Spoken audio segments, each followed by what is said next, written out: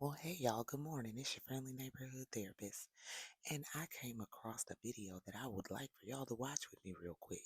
So let's get into it. Completely convinced he's Ebony Black.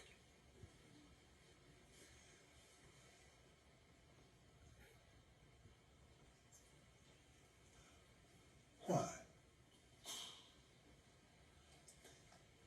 Has the white man, the yellow man, the brown man, anyone been persecuted like the black man?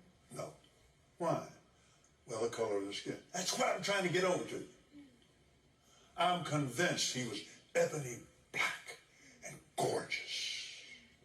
Have you ever seen ebony,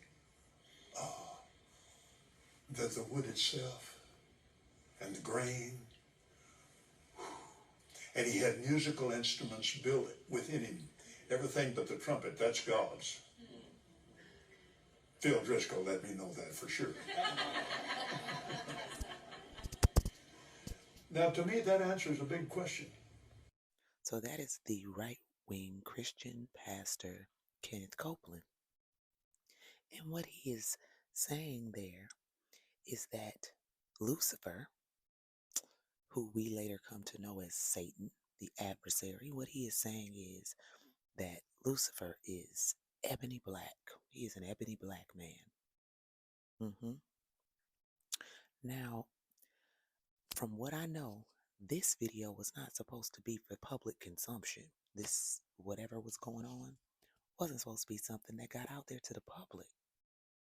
But it did because people record things. And this is why folks really need to watch what they say. But on any note, a couple of things. One, I have always literally looked at that man and seen the embodiment of evil. Now, more importantly, you know what I noticed about that video? That there were two ebony black men listening to him say that. And if his concept of Lucifer is that of an ebony black man, then what must his concept of God be? God must be ivory white. Now, what's hilarious here is attributing any sort of racial factor, even skin tone, to these two entities. That is hilarious to me. Now, mind you, the Bible does say that Lucifer was the most beautiful angel, never depicts skin tone.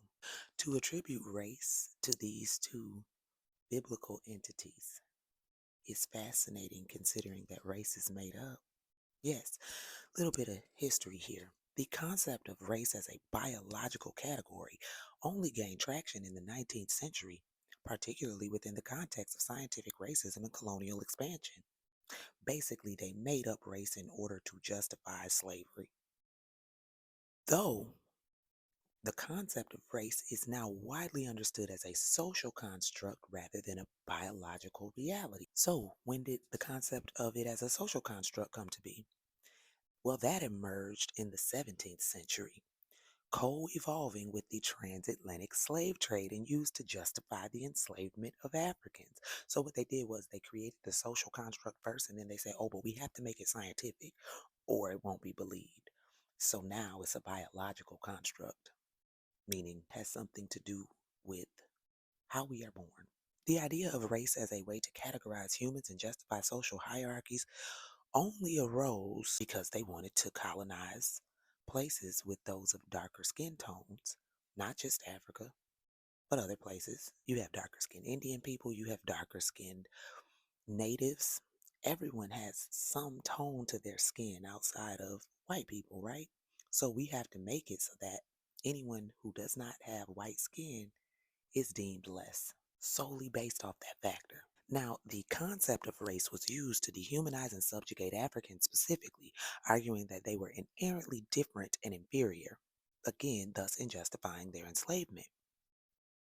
In the 18th century, scientific ideas about race, such as the belief in distinct human races, were developed to further legitimize existing social hierarchies and practices like slavery.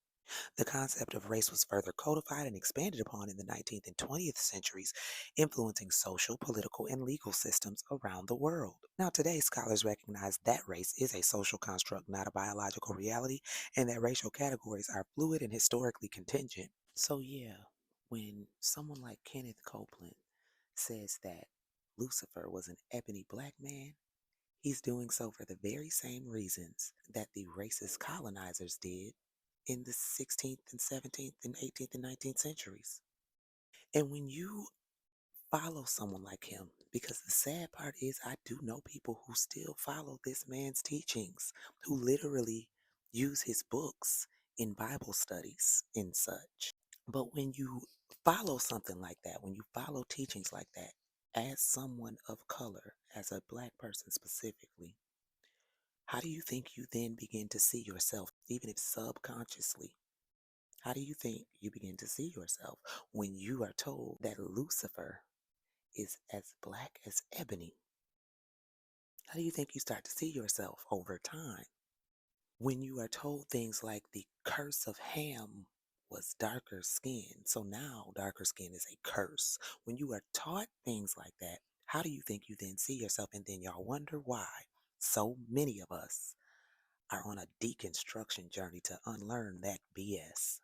I just want to share that with y'all because I know it's some people who gonna watch this who still follow Kenneth Copeland and will try to justify what he just said, and that's fine, but not me.